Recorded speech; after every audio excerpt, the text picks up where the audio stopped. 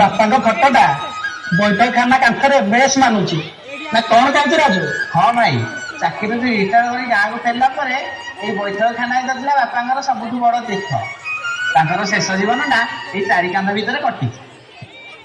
ଆଚ୍ଛା ରାଜୁ, ବାପାଙ୍କର ଏଇ ଫଟୋରୁ ଛୋଟ ଛୋଟ ଚାରି ପିସି କପି କରିବାକୁ କହିଥିଲି, କରିଦେଇଛୁ? କାଲି ଷ୍ଟୁଡିଓରୁ ମୁଁ କରିକି ନେଇ ଆସିଛି। ରସ କାମ ସାରି ଗଲାବେଳେ ସମସ୍ତେ ଗୋଟେ ଗୋଟେ ନେଇକି ଯିବା।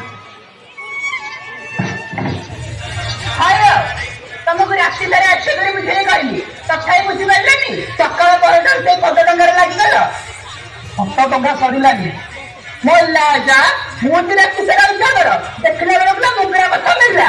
ମୁଁ ତେଣେ ଯାଇକି ଦେଖେଦେବେ ଭାଇ, କି କି ଜିନିଷ ଯୋଗାଡ଼ ହେଲା, କି କି